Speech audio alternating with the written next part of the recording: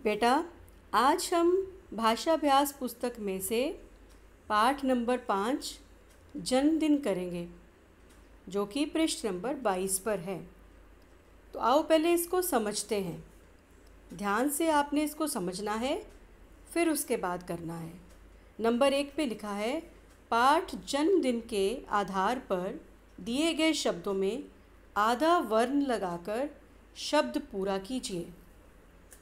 अब मैं आपको यहाँ बताना चाहती हूँ कि आपने क, ख, ग ये सारे वर्ण पढ़े हुए हैं, ये सारे आपको आते हैं, लेकिन कई बार ये वर्ण केवल आधे ही प्रयोग में होते हैं और शब्द को पूरा करते हैं।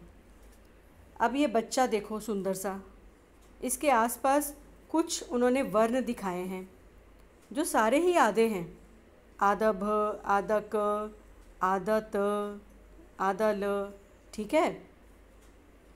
ऐसे ही अब इन वर्णों को ढूंढ के हमने दिए गए शब्दों को पूरा करना है, जो कि पाठ 1 में है। ये सारे शब्द आपने पाठ जन्मदिन में पढ़े हैं। अगर आपने पाठ ध्यान से पढ़ा होगा तो आपको ये करने में कोई भी कठिनाई नहीं होगी। तो आओ सबसे पहले मैं आपको पहले वाला शब्द करके दिखाती हूँ। यहाँ लिखा है अ डैश माँ। तो ये शब्द अगर हम यहाँ पे सोचें तो आधा वर्ण लगेगा म और ये बन जाएगा अम्मा, जो आपने पाठ में पढ़ा है। दूसरे नंबर पर शब्द है गु डैश बारे, तो ये बन जाएगा गुब्बारे, अगर हम इसमें आधा भ लगा देंगे, आधा ब लगा देंगे, ठीक है। इसी प्रकार बाकी के शब्द भी आपने आधा वर्ण लगाकर ही पूरे करने हैं। तो मैंने आपके लिए शब्दों को पूरा किया है। आओ इसको ध्यान से देखना। पहले हमने पढ़ा अम्मा, उसके बाद था गुब्बारे, और अगला शब्द जो बनेगा वह बनेगा रसगुल्ले, जिसमें आधा ल वर्ण लगा है। फिर है मम्मी और उसके बाद रत्ना। अब मैं दाईं ओर की ऊपर से पंक्ति स्टार्ट करूँगी और सबसे पहले यहाँ लिखा है चंपा।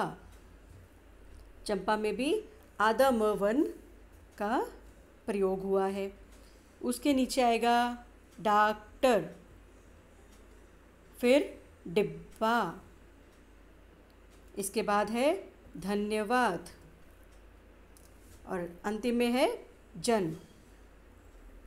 तो अब आप समझ गए ना, देखा ये सारे शब्द आपने पाठ में पढ़े हैं। इतना समझ आ गया? चलो अब आगे चलते हैं। नंबर 2 पे आओ। यहाँ लिखा है पाठ जन्मदिन के आधार पर दिए गए शब्दों के साथ लगने वाले ठीक शब्द चुनकर लिखिए। तो सबसे पहले हम ऊपर जो शब्द दिए हैं उनको पढ़ते हैं। यहाँ पर है शब्द देना, बनाना, काटना, सुनाना, सजाना और फिर है गाना। तो अब देखो, इन शब्दों को हम नीचे दिए गए रिक्त स्थानों में ठीक जगह पर प्रयोग करेंगे। यहाँ भी देखो कितनी सुंदर तस्वीर है, जिसमें गीता केक काट रही है, उसकी सहेलियाँ उसके आसपास हैं, गुब्बारों से सारा जो है घर सजा हुआ है और इस मेज़ पर कुछ पकवान भी पड़े हैं। अब देखते हैं इन शब्दों को हम कैसे ठीक जगह पर लगाते हैं। तो जो आपको यहाँ क पे शब्द दिया है वह है घर। घर को सजाया जाता है, इसलिए यहाँ पर आएगा सजाना।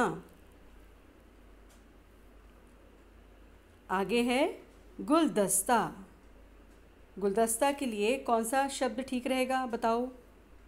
देना, वेरी गुड। अब अगला शब्द जो है वो है पकवान। पकवान बनाए जाते हैं इसलिए यहाँ पे आएगा बनाना। फिर है केक। अब गीता यहाँ पर केक काट रही है, इसलिए केक के सामने आएगा काटना। उसके आगे देखो लिखा है गाना। गाने को गाया जाता है, इसलिए यहाँ आएगा गाना। और अंतिम शब्द है चुटकुले। चुटकुले यानी जोक्स, जो हमने पाठ में पढ़े थे। रत्ना ने मज़ेदार चुटकुले सुनाए थे, तो यहाँ पे चुटकुले सुनाए जाते हैं, इसलिए शब्द आएगा सुनाना। अब मैं इन शब्दों को आपके लिए फिर से पढ़ने जा रही हूँ, ध्यान से सुनना। घर सजाना, गुलदस्ता देना, पकवान बनाना, केक काटना, गाना गाना और चुटकुले सुनाना। अब आप इस पृष्ठ को बड़े ध्यान से पूरा कर लो। धन्यवाद।